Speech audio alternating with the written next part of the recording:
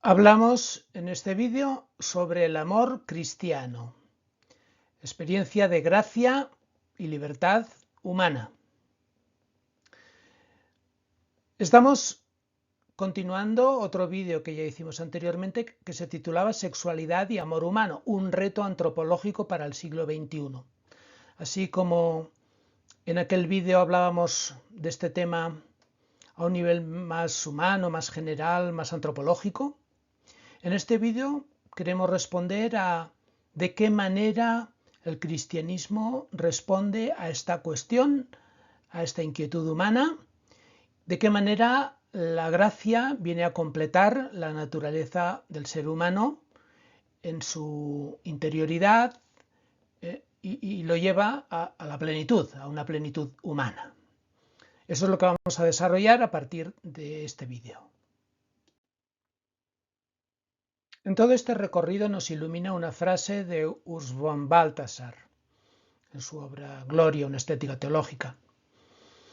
El amor trinitario es la forma suprema y única de todo amor entre Dios y el hombre y de los hombres entre sí. Por tanto, todo brota de la fuente trinitaria. Brota la creación, brota el ser humano, brota también la realización del ser humano como imagen de Dios. Este es el itinerario que nos guía en toda nuestra senda. En el fondo, y vamos con la introducción, estamos ante un tema muy importante, muy variado, se podía asumir desde múltiples perspectivas. Se trata de responder a las inquietudes del hombre y de la mujer actuales desde el mensaje cristiano. Es un tema muy amplio, daremos unas pinceladas y estamos ante un ensayo. Evidentemente el tema se podría tratar de modos muy distintos, con otras perspectivas y con otros elementos. Todo eso no lo podemos olvidar. En cualquier caso, se trata de responder a esta inquietud del ser humano. Y tratamos aquí, hacemos una reflexión personal conectada con experiencias vividas en el seno de una comunidad cristiana. Por tanto, vamos a ir tratando diversos temas. En primer lugar, nos vamos a centrar en el ser humano, en relación también con lo que ya desarrollamos en el vídeo anterior. En el ser humano, el amor es una experiencia fundamental como vínculo humanizador y es también la base psíquica de la espiritualidad. Esto ya lo decía von Balthasar, que en el trasfondo de la experiencia espiritual del ser humano está la relación del hijo con la madre, está la maternidad y la filiación. Bueno, pues todo eso es un tema a desarrollar importante, porque también nos ayuda a descubrir la imagen divina en el ser humano y cómo Dios, desde la gracia, ilumina y realiza y lleva a plenitud el diseño humano. En esta línea también continuaremos desarrollando los componentes del amor a la luz del mensaje cristiano. Hablaremos del triángulo de Robert Sternberg y de qué manera la espiritualidad también realiza esto. Hablaremos en general sobre la sexualidad y el amor en la tradición occidental para ver en nuestra cultura, en nuestra sociedad, cómo está este tema. Estamos en una situación de crisis. ¿De dónde viene esta crisis? ¿Qué motivos tiene y qué caminos, qué vías de solución podría tener? Para nosotros, el camino de la solución sería volver a las fuentes de nuestra verdadera tradición. Y por eso hablamos en un tema posterior de la revelación de Dios amor en la Biblia. Y desarrollando este tema, podemos aplicarlo después también a el amor como don gratuito y como experiencia de libertad. O sea, el amor también como un don, como un regalo recibido de la gracia divina, que los seres humanos debemos asumir, debemos vivir y llevar a plenitud y llevar a concreción. Y de este modo también nos realizamos como hijos de Dios. Por último, acabaremos con un epílogo en el cual haremos unas reflexiones conclusivas. Entramos en el primer elemento. El amor como vínculo humanizador y base psíquica de la espiritualidad. Cuando un niño es engendrado en el vientre materno va descubriendo su propia personalidad, su propia conciencia en un proceso de relaciones humanas, principalmente con la madre y con el padre, roles materno y paterno, y a partir de ellos con otras personas y con el mundo de objetos que los rodea. Por tanto, la personalidad humana brota de la relación materno-paterno-filial. La unidad simbiótica de la que nace el niño y los vínculos amorosos que establece con otras personas van modelando la herencia genética para definir la propia personalidad y su relación con el mundo. La persona es relación, relación con otras personas. La búsqueda de la unidad y del amor en sus múltiples formas, saludables o enfermizas, definen todas las conductas humanas: búsqueda de aceptación social, poder o influencia sobre los demás, dinero o éxito en el trabajo, relaciones, dependencias o fobias, etc. Todo lo que el ser humano va a ser a lo largo de su vida depende evidentemente de su base genética, pero después de estas primeras experiencias humanas que lo han situado en relación con los demás y en relación con el mundo, ¿no? Se puede situar una persona de modos muy diversos, a veces contradictorios, a veces conflictivos, a veces afectuosos y amables. Bueno, pues todo eso diseña la personalidad y el éxito, la función social, la realización humana de cada uno de nosotros. Todo esto no lo vamos a perder de vista. Pero es que además esa búsqueda de amor o de unidad que está en el origen de la personalidad individual está también en el origen de la dimensión espiritual humana, de su religiosidad. No se puede separar lo humano y lo espiritual. El amor y la unidad se hallan en la psique humana y en el trasfondo de su dimensión trascendente. Por eso es lógico que todas las tradiciones espirituales y religiosas realicen caminos de sanación y unificación interior como superación de adversidades, porque la persona humana a lo largo de su itinerario biográfico sufre heridas, sufre frustraciones, tiene experiencias positivas y experiencias negativas, y todas ellas las va integrando en su propia personalidad en un camino de realización, de plenitud. La espiritualidad procura elevar al ser humano a un lugar superior, de mayor profundidad y plenitud. El ser humano tiene una base biológica, animal, pero después su dimensión racional le lleva hacia lo espiritual y es en ella donde se puede realizar lo más profundo de cada ser humano. Por eso, las religiones vienen a este mundo a responder de maneras distintas a esa cuestión de la trascendencia. Y cada una de las religiones lo hace de modos distintos, tienen unos paradigmas culturales y espirituales distintos. Por ejemplo, el hinduismo habla de que es necesario superar las ilusiones del mundo externo, que son falsas. Entonces hay que superar todo eso para llegar a un conocimiento más auténtico, más verdadero. Por ejemplo, el budismo procura escapar de la maldición del sufrimiento que acecha a toda la humanidad. Todos los hombres sufren. Bueno, pues hay que escapar del sufrimiento para llegar a la unidad, a la iluminación, a la plenitud de lo humano. El islamismo, con el judaísmo y el cristianismo, procuran cumplir las normas del Dios único, creador de todas las cosas. Hay un Dios omnipotente y hay que someternos a Él, hay que obedecer su voluntad, hay que encontrar en relación con Él y colaborar en relación con Él para realizar los planes divinos.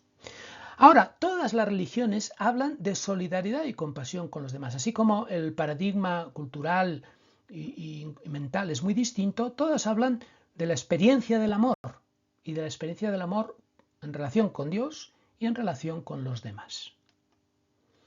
Lo peculiar del cristianismo sería que se nos presenta un Dios que se hace humano, uno como nosotros. Esta cercanía lo aleja completamente del resto de las religiones. Aunque, sin embargo, si vamos a mirar bien, también en el cristianismo existe esta gran distancia con el ser humano. Está la teología negativa de Pseudo Dionisio, etc. Está la reflexión que hace el teólogo jesuita Karl Rahner sobre la analogía. Es una reflexión muy interesante. Él viene a decir que todo lo que hablamos de Dios es analogía, es una comparación, hay una gran lejanía. Y es más la distancia que hay de Dios a nosotros, de la cercanía, de lo que aquello, con nuestros términos, con nuestras palabras, con nuestras expresiones y reflexiones podemos comprender de Él. Pero tenemos posibilidad de hablar de Él por la analogía. También San Agustín lo explica de otra manera. Él dice que la identidad de Dios es un gran mar que no podemos abarcar con el pequeño recipiente de nuestra mente humana, de nuestra razón. Si lo entiendes, no es Dios, dice San Agustín. Y luego estaría también el apofatismo de los grandes místicos como San Juan de la Cruz, Santa Teresa. El apofatismo es que Dios en el fondo es inexpresable. Por eso San Juan de la Cruz es un gran poeta, porque la poesía es acercarse a aquello que es inexpresable. Y entonces, hablando también de Dios, usa la poesía como mejor camino para llegar a su objetivo. Pero en el cristianismo, entonces, esta gran distancia que también aparece como religión cristiana, esta distancia infinita entre Dios y el ser humano se salva por el amor infinito de Dios a la humanidad, por la iniciativa divina que salva este abismo. Nosotros no podemos ascender hasta Dios. Con nuestros criterios, ideas y conceptos no podemos alcanzar a Dios, pero Dios sí que puede descender a nosotros. Por eso, tanto amó Dios al mundo que entregó a su Hijo único para que no perezca ninguno de los que creen en Él, sino que tengan vida eterna. Por amor a la humanidad, por amor al mundo, Dios nos envía a su Hijo único para que nos comunique su estilo de vida, para que nos comunique su espíritu. Y ese es un elemento fundamental del cristianismo. La encarnación significa esto, que Dios, por amor, viene a nosotros para comunicarnos su vida divina, para regalarnos su vida divina, porque nosotros por nosotros mismos no podemos subir hasta Él, no podemos alcanzar con nuestras torres del orgullo humano el fin, la profundidad, la riqueza de la vida divina, que Dios, sin embargo, nos quiere regalar como un don suyo.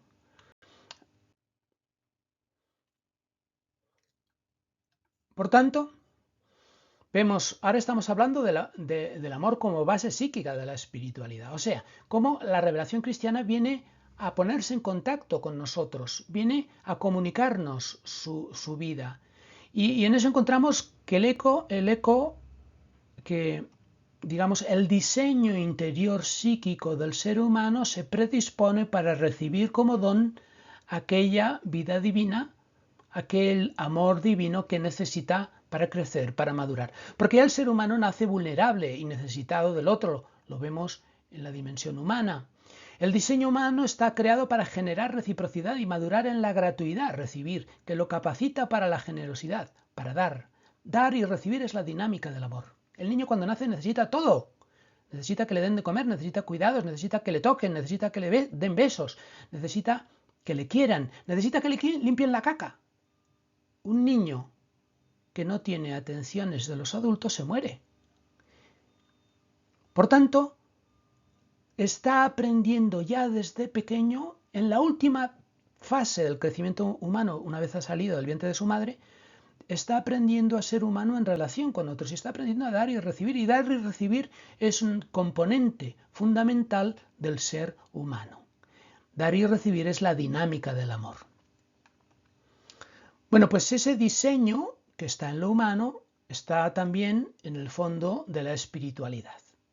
¿Y qué vemos? Que el cristianismo es gratuidad máxima, amor loco de Dios por la humanidad, lo dice el teólogo ruso Paul Evdokimov, que comunica la vida divina a los seres humanos. Dios se comunica, es un amor loco, es una gratuidad máxima, es una donación máxima.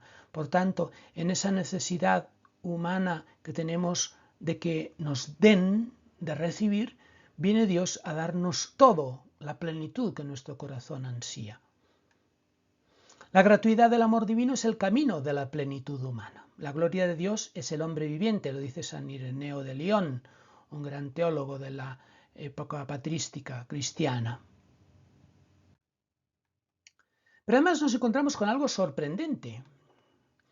La identidad humana aparece en la creación como una doble dualidad. Por un lado es materia y espíritu, es barro de la tierra y aliento divino. Si lo vemos en Génesis, como Dios modela al hombre del barro y le insufla el aliento divino que le da vida. Y vemos como esos dos elementos, materia y espíritu. Pascal habla de ello con una contraposición de la grandeza que hay en el corazón del hombre unida a la miseria del hombre. Acaba de salir una carta muy buena del Papa Francisco glosando la figura de Blaise Pascal, el filósofo francés cristiano, y él precisamente ilumina la necesaria integración de esta duplicidad, de esta dualidad que hay en el corazón humano. Miseria y grandeza se juntan en su interior. Podríamos simbolizarlas en la materia y en el espíritu. Pero esta dualidad también se encuentra a otro nivel, se encuentra al nivel relacional. El ser humano es unidad de hombre y mujer. Tiene dos modalidades. Hay una especie, pero hay dos géneros, hombre y mujer. Bueno, pues también en eso hay una diversidad llamada a la unidad. El Papa Juan Pablo II ha insistido mucho en que el ser humano es imagen de Dios más en la comunión que en el individuo por sí mismo. Por tanto, hay una doble dualidad que en el origen, en el pensamiento, en la intención de Dios está unida, pero que sin embargo, con la situación después de la creación, con el pecado, el ser humano se aleja de Dios y en esta unidad original se realiza una ruptura, se crea una división interna en cada ser humano, pero también una división interrelacional en la relación del hombre con la mujer. Y de ahí viene la humanidad con su historia de violencias, de pecado, de orgullo, de soberbia, de tantas realidades que deforman la historia de la humanidad.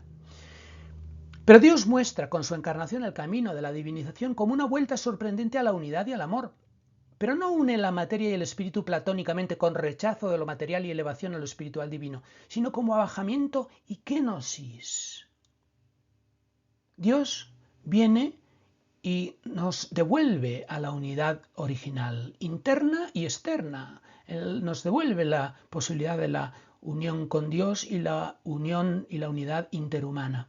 Pero lo hace de una manera sorprendente. No lo hace como predicaba, como decía Platón con sus teorías. Hay que superar la materia para ascender hacia el espíritu. Esa idea nos ha quedado impregnada en nuestra cultura. Los superhéroes de nuestras películas que proliferan por doquier en todas las plataformas hoy en día, todos descubren poderes sorprendentes con los cuales derrotan a los enemigos y luchan y vencen gracias a esos poderes especiales, mágicos que han encontrado en su interior. En cambio, cuando Dios se hace hombre, nos sorprende porque viene a unirse a lo débil, viene a bajarse, hace que no se enaltece en su plenitud divina, sino que se hace débil como nosotros, se hizo uno como nosotros, asumiendo nuestra debilidad. Y esto contradice el impulso prometeico, arraigado en la psique humana de conseguir la divinización por el propio esfuerzo. Seréis como dioses. Prometeo es el que siempre quiere llegar a la divinidad con su propio esfuerzo. Y eso es lo que encontramos también en el libro del Génesis, en el capítulo 3. La serpiente le dice a Eva, seréis como dioses si coméis de la manzana. Y le entra a Eva y a Adán el deseo de ser como dioses, pero sin escuchar la palabra de Dios, sino por su propio esfuerzo, por su propia voluntad, por su propia iniciativa. Nos gustaría ser como dioses sin tener que ser frágiles, vulnerables, necesitados de alguien, de que alguien nos dé. Por nosotros mismos quisiéramos ser dioses autosuficientes. Y ahí está el orgullo y la soberbia como origen de todos los pecados humanos. Por tanto, en el cristianismo nos muestra que toda esta realidad de este deseo de divinización que el ser humano tiene que pasar por la cruz de Jesucristo, por el abajamiento y por la kenosis, por la aceptación de la vulnerabilidad, de la debilidad, del pecado, de la realidad, no elevándonos a una realidad en la cual ya hemos superado todo, no, sino abrazando la vulnerabilidad, evidentemente dejando de lado el pecado, pero es allí donde se realiza el plan divino de una manera sorprendente. Con la encarnación Dios hace tambalear la sabiduría y criterios humanos. El Verbo encarnado se identifica con las víctimas, con los pobres, con los maltratados. No viene a imponer su justicia universal, sino a compartir la suerte de los hombres, respetando su libertad, interpelando a todos. Nosotros nos sorprendemos de las injusticias del mundo y no entendemos cómo Dios no ha bajado aquí con su poder, como los Vengadores, o como Thor, o como esos grandes superhéroes, para con su poder derrotar a los malos y a los enemigos. Pero Dios ha tomado un camino sorprendente que no acabamos de comprender, que es que se ha identificado con los débiles, con los injustamente maltratados, con los asesinados de Auschwitz. Dios estaba ya con ellos en aquellas cámaras de concentración. Este es el camino que ha asumido la encarnación. Entrar en la debilidad, en la fragilidad, en el pecado. Porque Dios ha venido a compartir la suerte de los hombres, respetando profundamente su libertad. Dios no quiere usar su omnipotencia para obligar a los hombres a ser buenos o obligar a la humanidad a ir por el buen camino. Dios ha entrado desde la debilidad, desde la fragilidad, desde la realidad de cada uno de nosotros débil y frágil, es donde quiere mover nuestra libertad para que nos unamos a Él. Y de este modo está interpelando a todos, está interpelando a la historia de la humanidad y está interpelando a la historia de la Iglesia, porque la Iglesia siempre se tiene que contemplar en el espejo de la vida de Jesús de Nazaret. Dios elige a los pobres, valora a la mujer. Dios, para venir a este mundo, le tuvo que pedir permiso a una mujer, a María de Nazaret. Y María de Nazaret le dijo que sí, y entonces Dios vino. Pero la mujer en aquel tiempo no valía de nada, no podía ser un testigo en un juicio. Y Dios elige como testigo para la resurrección a otra mujer, a María Magdalena. Y le dice a ella que vaya a los apóstoles. Imagínate a los apóstoles, que eran los representantes de las 12 tribus de Israel, que eran aquellas personas que representaban las columnas de la iglesia. Bueno, pues los apóstoles están obligados por mandato de Dios a escuchar a la mujer en el testimonio de la resurrección, porque si no, no se van a enterar de qué va la cosa.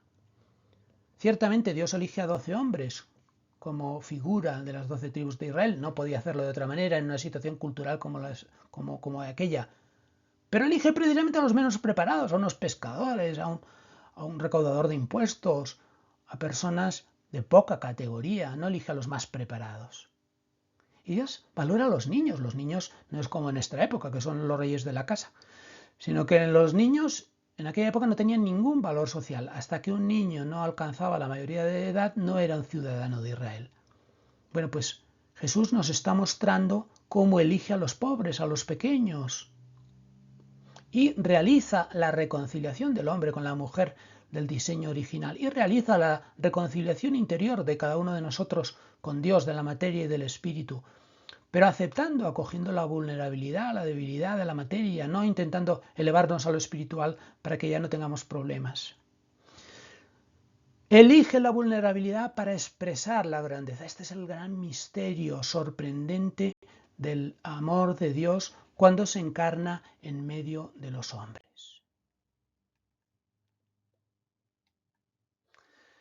Jesús invita a sus seguidores a una doble experiencia de unificación interior y de reconciliación de las relaciones humanas. Unión con Dios y unión con los demás. Reclama este testimonio de amor y unidad a sus seguidores, aunque quizá en la historia no siempre la Iglesia haya dado testimonio de estas realidades.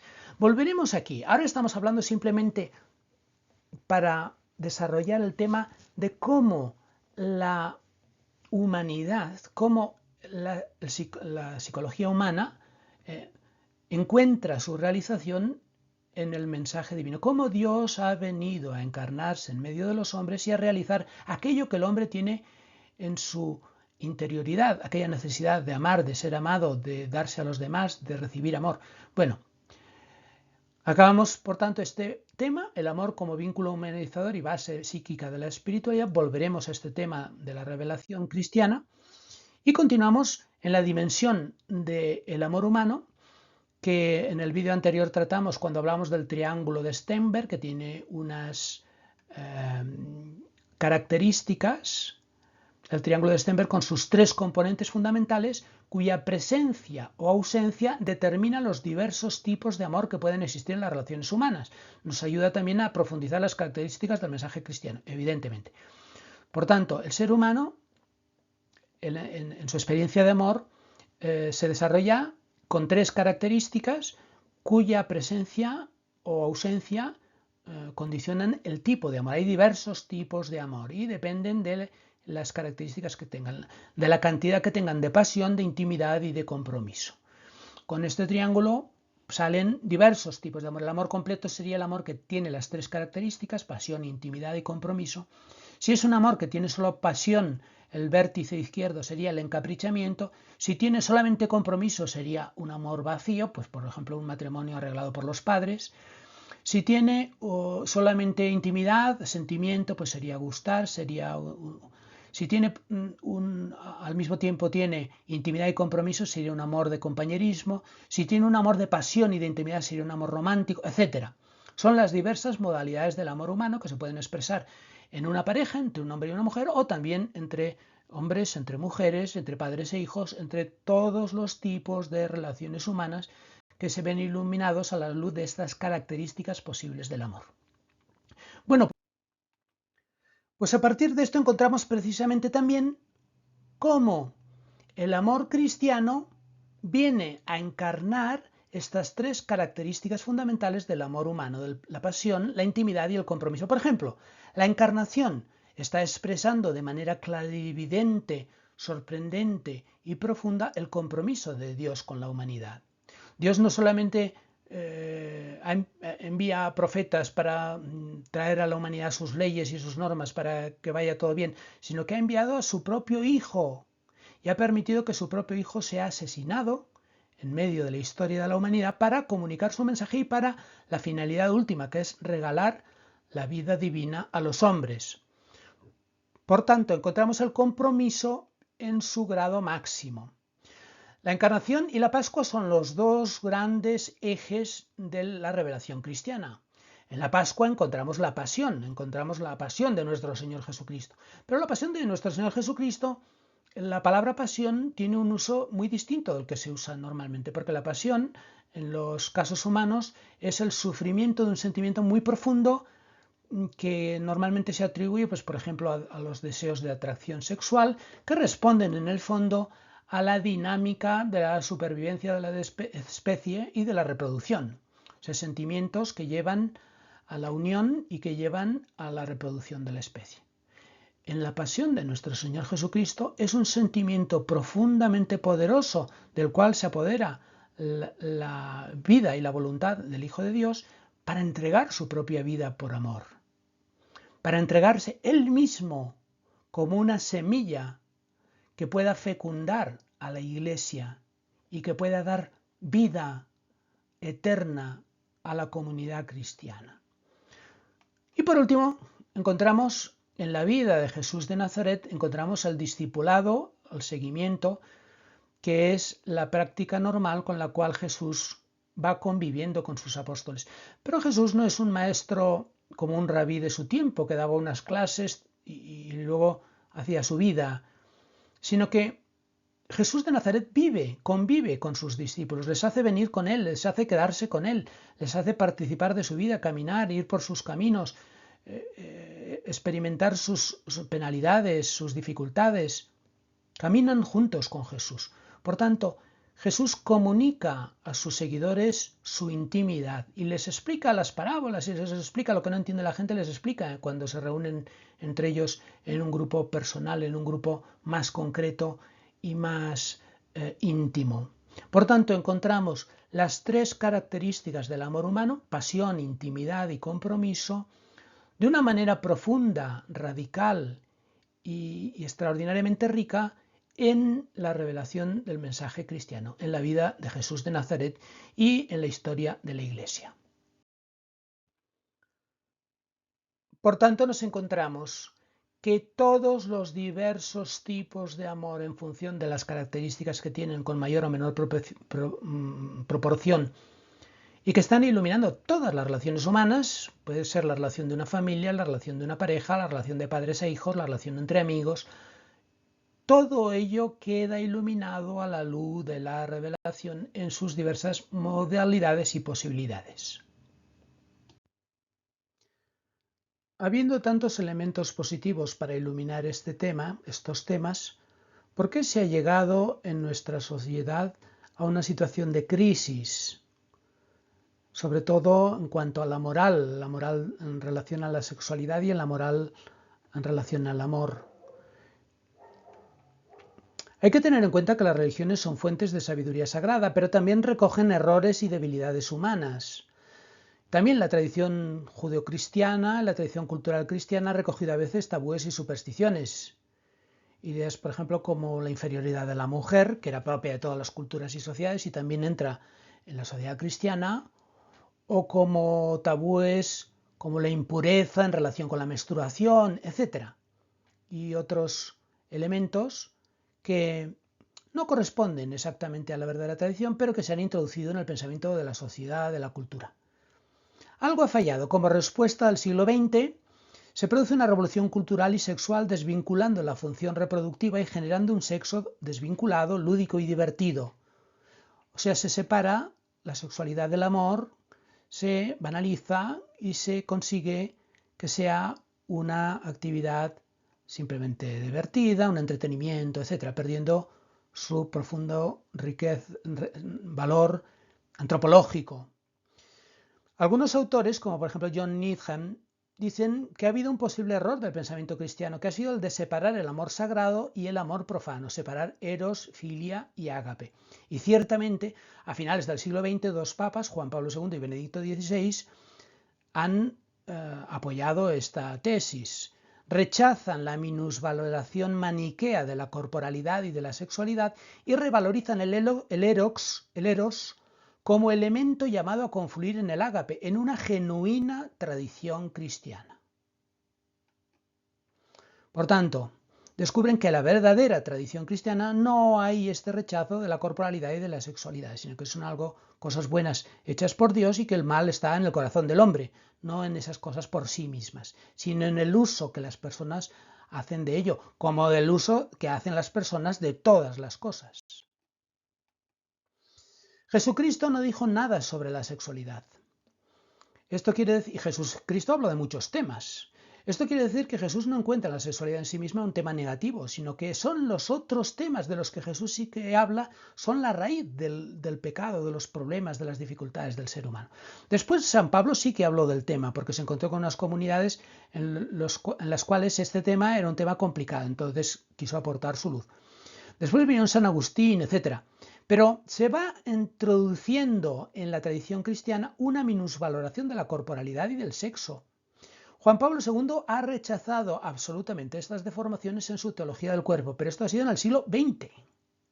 Y a partir de él los papas posteriores han confirmado esta línea. La Iglesia Católica tuvo poder moral y jurídico en tiempos pasados sobre el matrimonio, sobre la sexualidad. Hubo muchos años y hubo siglos en los cuales el único matrimonio reconocido era el matrimonio por la Iglesia, en los países europeos occidentales, en el Mediterráneo. Esto puede llevar a una tentación paternalista de manipular a otros. La solución es volver a las fuentes de la religión y a su moral del ethos, de la persona, de sus valores, de su realidad profunda, integral. Dios respeta profundamente la libertad. El placer es bueno, la sexualidad también. Hay que devolverlos a su lugar original en la vida de la gracia. Por tanto, para volver a resituarnos bien, vamos a volver a echar una mirada a la Biblia. Vamos a descubrir la revelación de Dios amor en la Biblia y vamos a descubrir que la palabra de Dios es una historia de amor de Dios a la humanidad. Dios es el totalmente otro. Sí, el ser humano es capax Dei, pero no por su propio esfuerzo personal, sino desde la gracia. Es capaz de asimilar y de recibir la vida divina, pero es una iniciativa divina. Es Dios que se revela al ser humano, ya que por sí mismo no puede uno alcanzar a Dios. Es Dios el que regala su don. El plan de Dios sobre la humanidad necesita personas que se ofrezcan a sí mismas para realizar el plan de Dios, con experiencias humanas de acogida e identificación sobre las que se va realizando el plan divino. Los patriarcas, Abraham, Jacob, Moisés, David, los profetas, y en la culminación de los tiempos, María de Nazaret. En el Antiguo Testamento nos encontramos todo un recorrido en el cual se va mostrando y revelando el amor de Dios por su pueblo, por la humanidad. Primero hay una llamada, una promesa que reclama una lucha y una constancia. Es la experiencia de fe de los patriarcas, de Abraham, de Jacob. Abraham es nuestro padre en la fe. Jacob es el que lucha con Dios para conseguir de él su don. El Éxodo está Moisés y la ley, la liberación de la esclavitud, el paso por el desierto que lleva a la alianza. Dios da unas leyes, unas normas, la ley de Moisés, y genera una esperanza en su pueblo. La ley de Moisés es el camino pedagógico que Dios comunica a su pueblo para que se vaya acercando su corazón al de Dios. Los 10 mandamientos son sobre todo negativos. No hagas esto, no hagas otro, no cometas pecados para que Dios pueda entrar en tu vida. Y la síntesis de los 10 mandamientos del Decálogo es el amor a Dios y al prójimo. Después, al final, pasan por el desierto y llegan a la tierra prometida y ya se encuentran con los jueces. Después vienen los reyes y se va descubriendo la fidelidad en medio de las debilidades y pecados, que es la experiencia propia de Salomón, tal y como nos la transmiten los salmos. Salmos de alabanza, salmos de gratuidad, pero también salmos de pedir perdón, de penitencia. Fidelidad en medio de las debilidades y pecados. Y por último, el exilio. Llegan los profetas y los sabios por la infidelidad del pueblo y la denuncia de la idolatría que lo van realizando los representantes de Dios, ya sean los profetas, ya sean los sabios. Se va buscando de una manera nueva la voluntad de Dios. En el centro de esta historia nos encontramos la fidelidad a Dios y la conquista del pueblo. Cuando el pueblo de Israel llega a la tierra prometida, ve que Dios aquello que ha prometido realmente lo realiza. No solamente ve la realización del plan de Dios, sino que el mismo pueblo tiene que conquistar el pueblo, tiene que conquistar aquellas tierras. O sea, Dios nos da sus dones, Dios realiza las promesas, sí, pero nosotros tenemos que poner nuestra parte para realizar aquello que Dios quiere. La fuerza viene de Dios. Y en el corazón del Antiguo Testamento está el Cantar de los Cantares, expresando el amor de Dios por su pueblo con la imagen de un hombre y una mujer enamorados. El amor divino y el amor humano inseparablemente unidos. Y al Antiguo Testamento al final del Antiguo Testamento, viene la ocupación extranjera. Primero los griegos, después los romanos. Y la lucha por los derechos de Dios y el testimonio martirial, los macabeos. Es curioso cómo el Antiguo Testamento acaba con el martirio de aquellos que quieren ser fieles a su fe. Y esto abre paso a el Nuevo Testamento, y el Nuevo Testamento se inicia con el sí de una mujer, María de Nazaret, así como el Antiguo Testamento se inicia con el no de otra mujer, Eva, que le dice no a Dios y le dice sí a la serpiente, de querer ser como dioses, alejándose de la palabra divina. Ahora ocurre lo contrario, es una mujer que quiere llegar a realizarse en la obediencia a la palabra divina, en una sumisión a la palabra divina. He aquí la esclava del Señor, hágase en mí según tu palabra. Bueno, pues ese es el nuevo marco que abre el Nuevo Testamento, que hace posible la realización del plan de Dios, la encarnación. Y la encarnación también tiene todo un itinerario. Tanto amó Dios al mundo que envió a su Hijo, la encarnación. Vale, se inicia el reino de Dios, ha llegado el reino de Dios. ¿Qué es el reino de Dios? Es un camino de seguimiento, de discipulado, es una nueva familia. Jesús pide en el Evangelio de Juan el mandamiento nuevo a sus discípulos. Y luego, al final, en la Pascua se realiza la nueva alianza con el misterio de la cruz, de la pasión, de la muerte y de la resurrección de Jesucristo. Y por último, la escatología, el misterio esponsal. En Efesios 5:32, he aquí un gran misterio. Lo digo, está hablando Pablo del esposo y la esposa, y dice Pablo en Efesios 5:32, es un gran misterio, lo digo en cuanto a Cristo y a su iglesia. Cristo es el esposo y la iglesia es la esposa. La escatología, o sea, viene el camino de la realización definitiva que vendrá también, como todo, por gracia de Dios y por colaboración humana. En el centro de todo ese mensaje, el mandamiento nuevo, que os améis unos a otros como yo os he amado. Tanto amó Dios al mundo, sí, pero ese amor que Dios ha traído al mundo, en el mandamiento nuevo, Jesús, en el Evangelio de Juan, lo está pidiendo a sus discípulos, para que lo vivan sus discípulos. Así como el Antiguo Testamento tiene el Decálogo no se excluye, pero en cierto sentido podemos decir que se realiza en plenitud en el mandamiento nuevo, que es el amor mutuo, pero como yo os he amado. Un amor mutuo en la relación mutua, pero de la manera que Jesús nos enseña, no a nuestra manera. Porque todos tenemos tendencia a amar a nuestra manera y eso y todos lo hacemos bien. Y todos somos muy buenos padres de nuestros hijos. Sí, pero ahora se trata de amar con el amor de Dios, de la manera que Jesús nos ha enseñado. En el corazón del Nuevo Testamento viene la definición de Dios como amor. Es curioso que en el Antiguo Testamento hay muchas cosas que son amor de Dios, pero esa definición no aparece hasta en el Nuevo Testamento y solamente en las cartas de Juan, en la tradición juánica. El que no ama no ha conocido a Dios, porque Dios es amor. Y nosotros hemos conocido y creído en el amor de Dios que tiene para con nosotros. Dios es amor. Y el que permanece en amor, permanece en Dios y Dios en él. O sea, Dios es amor. Y para conocer a Dios hay que amar. Y si no amas, no conoces a Dios. Puedes hablar de Dios, puedes hacer prédicas, puedes escribir libros, pero no acabas de conocer a Dios, porque la esencia misma de Dios es el amor. Por tanto, en la revelación de Dios amor en la Biblia, encontramos que hay una alianza de amor. La palabra de Dios es una historia de amor a la humanidad. Dios ama libre, gratuita e infinitamente. Y el amor de Dios engendra amor. Es creativo, liberador, planificador. Dios engendra en nosotros aquello que nosotros no sabemos tener, que es el amor auténtico. Nosotros estamos diseñados para el amor y buscamos el amor y queremos vivir el amor, pero no sabemos vivirlo. Necesitamos que Dios nos lo dé, nos lo regale. Y para eso hay dos imágenes, la del amante y la del esposo. El amante hace ser, salva, se comunica y entrega todo a la amada. Al amar edifica, en la amada lo que ve en ella. O sea, el amante engendra en el otro aquel amor, conquista al otro. Y por otro lado, el esposo padre se adapta, es fiel y perdona, pero siempre ama en la verdad, siendo exigente. Por tanto, vemos los elementos. La historia no se repite, siempre avanza hacia la plenitud. Por otro lado, esto reclama de nosotros una experiencia personal y comunitaria. En la plenitud de los tiempos Dios ha traído ya la plenitud de su mensaje con la encarnación. Sí, ciertamente es así. El amor de Dios, del Padre y del Hijo, se derrama a la humanidad en la Iglesia con el Espíritu Santo. Así es. Es un misterio esponsal de Cristo esposo que se entrega por su esposa a la Iglesia, transfiriéndole la vida divina. Sí. La persona pueblo es guiado por Jesús en medio de la comunidad.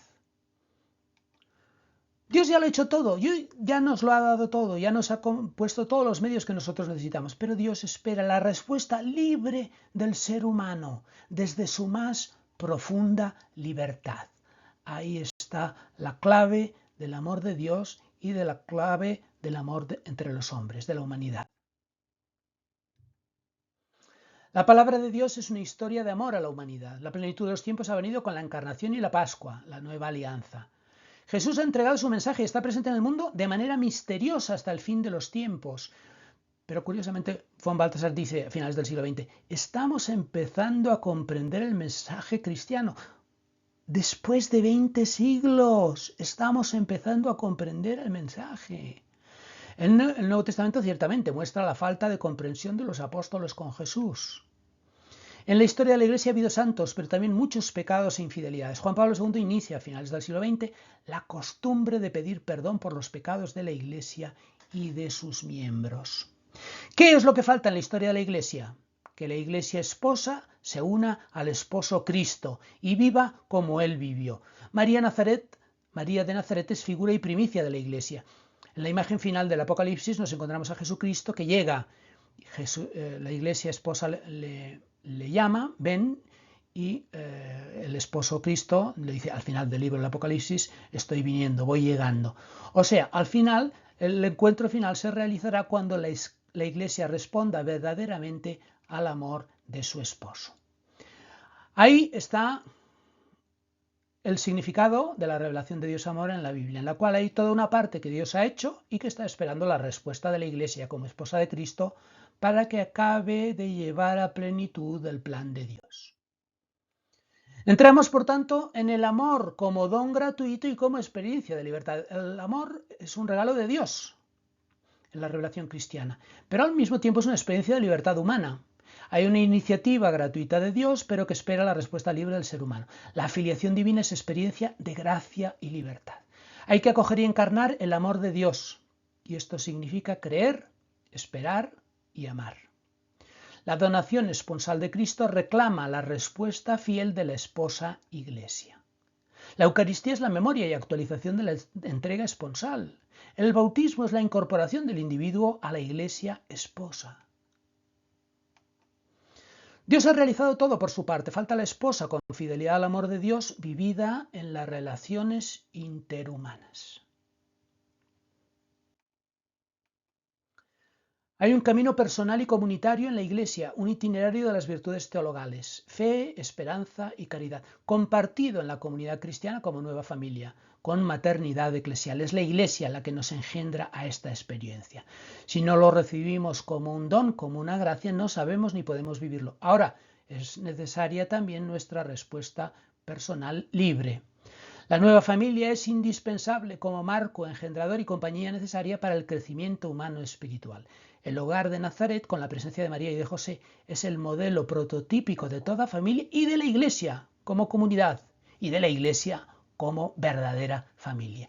La Iglesia no puede ser una agrupación o un grupo de personas que van a misa o que siguen un rito, sino que tiene que ser verdadera comunidad para poder acoger toda esta vida divina. El proceso teologal, la fe, te abre a un nuevo tipo de conocimiento que recibes del ambiente familiar de la comunidad cristiana, aprendes a vivir el amor y la unidad. La esperanza te hace elevarte sobre las contrariedades del camino para mirar más allá y confiar en aquello que esperas recibir. Y la caridad es el camino, es aprender a vivir en el amor, es el itinerario vital de aprendizaje en un ambiente de acogida fraternal que te va modelando y te ilustra con discernimiento. Todo esto es la vida de la Iglesia. Es necesaria una confianza en el amor absoluto para descubrir el amor incondicional de Dios, la gracia, y a la vez un amor normativo que te va mostrando el camino en un proceso de aprendizaje, rol paterno y rol materno. Aquello que el ser humano necesita para crecer como criatura, como bebé, también se necesita en la Iglesia. Hace falta un rol paterno que te den unas normas y un rol materno, del cual siempre sabes que hay un amor incondicional y con eso avanzas también en la vida de la gracia. Esto significa una madurez evidente en la comunidad eclesial para poder ejercer estos papeles. El rol paterno podría relacionarse más con el ministerio ordenado y el rol materno es la comunidad. Si no hay comunidad, el rol paterno se deforma, se manipula, se convierte en clericalismo, no da fruto, no engendra comunidad, no engendra nuevos hijos de Dios. ¿Por qué? Porque es incapaz de hacerlo, porque le faltan los elementos propios eclesiales de la vida de la Iglesia para poder realizar su misión. Uno así descubre que lo recibe todo de Dios, pero al mismo tiempo ha de colaborar activamente como si todo dependiera de uno mismo. Es un misterio de gracia y libertad. Donación gratuita, acogida sincera y colaboración con la obra creadora. El amor es dar y recibir, una dinámica de reciprocidad que brota del seno del Dios trinitario y se desborda a todas las cosas, generando vínculos y relaciones de gratuidad y reciprocidad entre los seres humanos. Por tanto, dar y recibir. El dar y recibir del ser humano es dar y recibir también en la vida de la gracia del amor cristiano. La diferencia hombre-mujer y su unidad expresan en plenitud la imagen divina como experiencia de comunión interpersonal. El individuo humano tiene dignidad propia y también es imagen divina, pero la plenitud recae en la relación de comunión, que refleja las relaciones de las personas divinas y su fecundidad. Por ello el testimonio de la Iglesia como icono de la Trinidad es: mirad cómo se aman. La Iglesia debe dar este testimonio de amor en reciprocidad. Personas que cuidan, que se atienden, que se quieren unas a otras.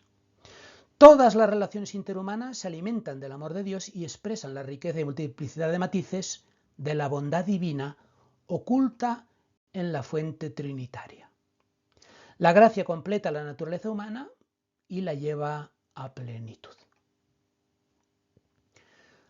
Con todo esto,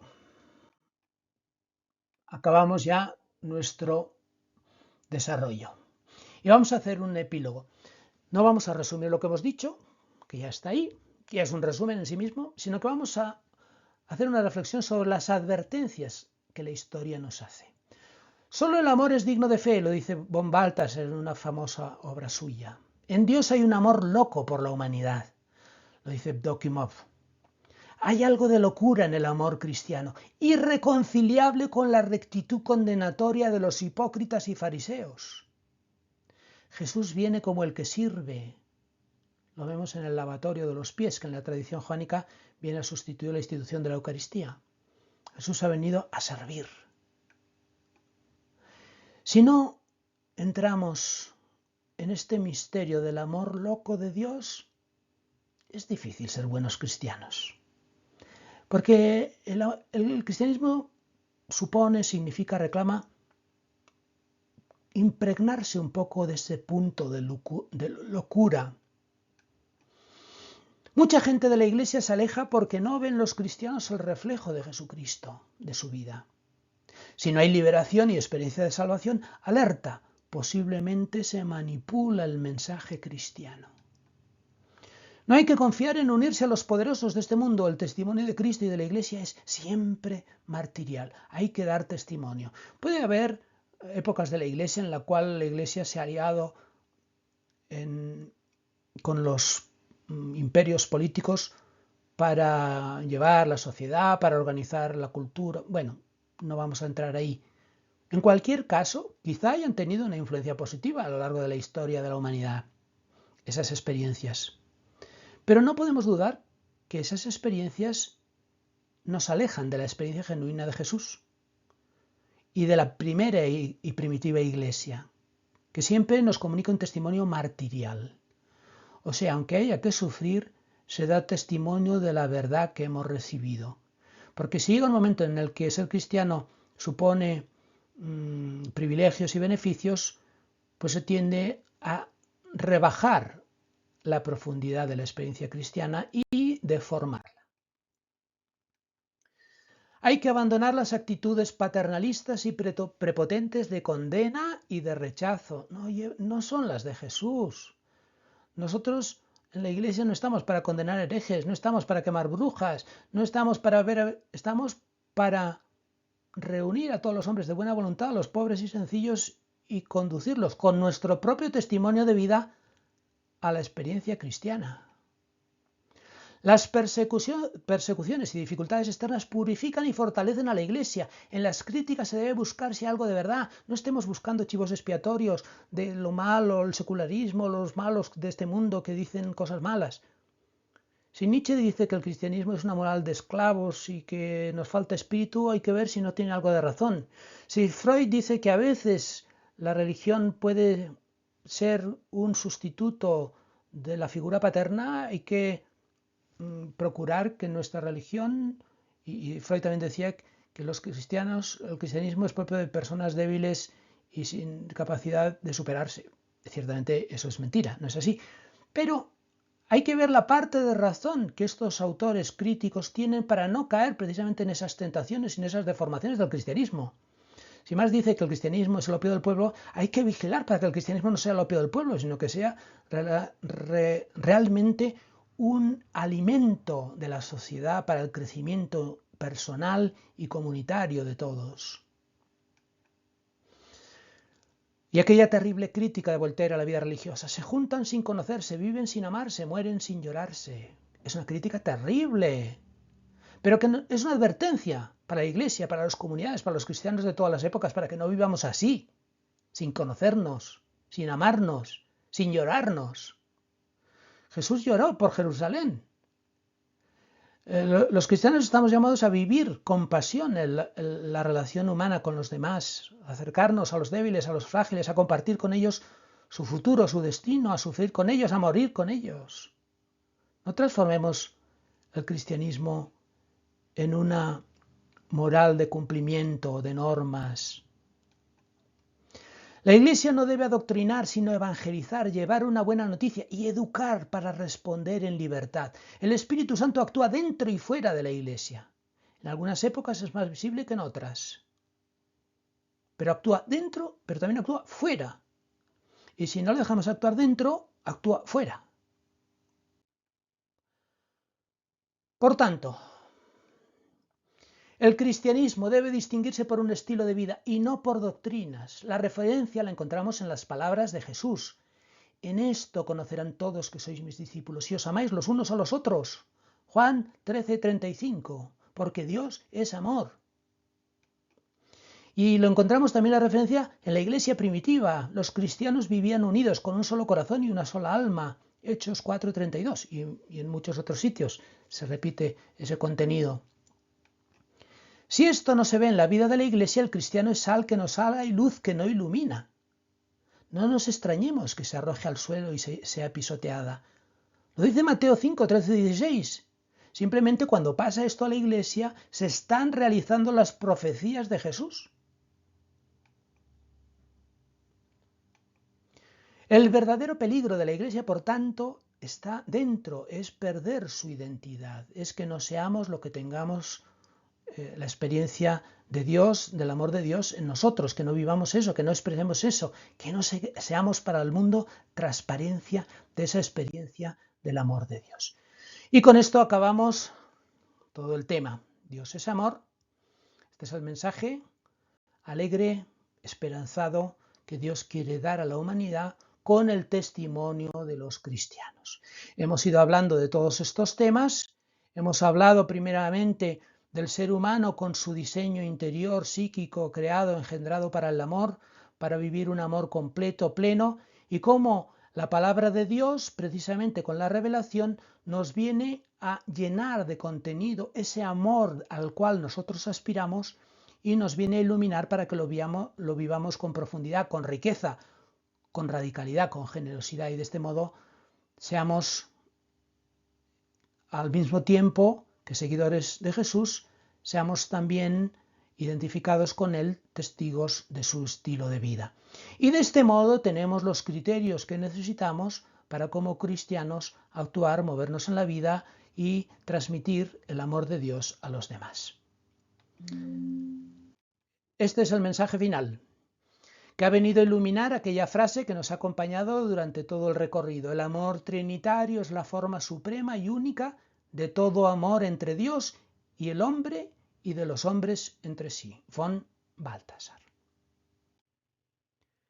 Todo esto ha querido ser una aportación a la reflexión sobre el ser humano y sobre el cristianismo, más concretamente para ver cómo el cristianismo responde a los anhelos e inquietudes más profundos del ser humano, a sus gozos y a sus esperanzas, precisamente porque responde a la identidad más profunda del ser humano, creado a imagen del Dios trinitario como un ser de comunión, que solo se realiza a sí mismo en plenitud en la experiencia del amor como entrega de uno mismo a los demás, tal y como explica detalladamente el Papa Juan Pablo II en sus catequesis sobre el amor humano, y como los papas que han venido a continuación, Benedicto XVI y el Papa Francisco, han ido desarrollando con nuevos matices.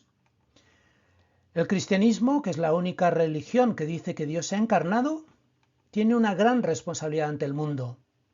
Encarnar en sus seguidores el amor de Dios para que la humanidad pueda recibir a través de ellos la caricia divina de la Iglesia, de la esposa de Cristo. En esta línea hay que interpretar el Concilio Vaticano II. Cuando la Iglesia no da testimonio de este aspecto, de este elemento profundamente humano, corremos el peligro de deformar su mensaje. Solo el amor es digno de fe, dice von Balthasar. La buena noticia que la humanidad está esperando es el amor de Dios, contemplando en unas personas frágiles y vulnerables, pero que muestran en su relación mutua la alegría de vivir en el amor de Dios, que se comunica a todos de manera profundamente humana. Muchas gracias.